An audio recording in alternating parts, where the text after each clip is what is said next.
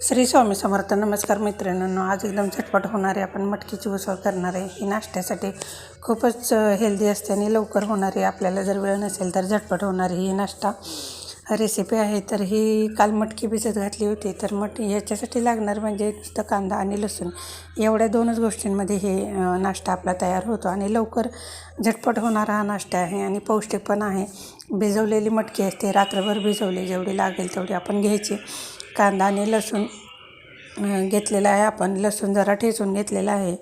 तर एकदम म्हणजे खूप छान आणि लवकर होणारी रेसिपी आहे, त्यामुळं तुम्ही करून बघा. तर कांदा तेलामध्ये परतून घेतलेला आहे. थोडा वेळ कांदा तेल घालून असं छानपैकी परतून घ्यायचा. आणि हा नाश्ता म्हणजे कसं आहे, जास्त करून मोठीच माणसं, लहान मुलांना आवडत नाही, तरी पण हे तिखट वगैरे नसतं, त्यामुळे ह्यात नुसतं हळद मीठ वापरलेलं असतं.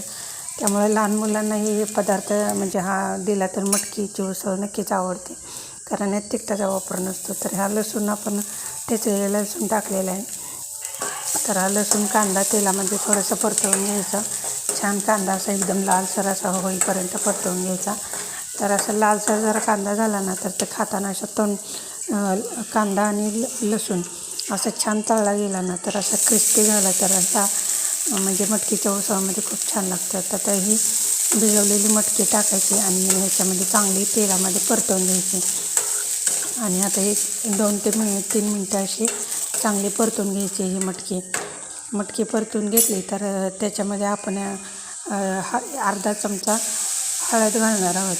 हे अशी 2-3 मिनटं परतवून झालेली आहे आता आपली.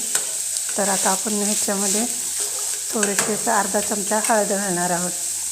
तर हळदीची पूड थोडीशी घातली की परत तेलामध्ये असं चांगलं परतवून घ्यायचं. आणि हा नाश्ता अतिशय खायला म्हणजे खूप चांगलं लागतं. असं लसणाचा फ्लेवर एकदम छान येतो आणि अशी एकदम इझी आणि फास्ट रेसिपी आहे ही.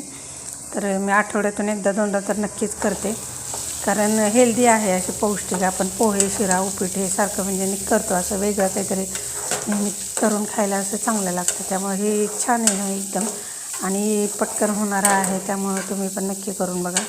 करत असतील, बऱ्याच जणांना माहिती असेल तर, पण काही लोकांना माहिती नसेल. मलाही माहिती नव्हतं, इकडे म्हणजे गावी आल्यामुळं मला हे माहिती झालं. तर ही आपली फास्ट रेसिपी आपली तयार आहे, मटकीची उसळ. आता चहा ठेवलेला आहे, इकडे दूध ठेवलेलं आहे, चहा उकळतो आहे. तर आता मटकीची उसळ झालेली आहे, नाश्ता आणि आता चहा.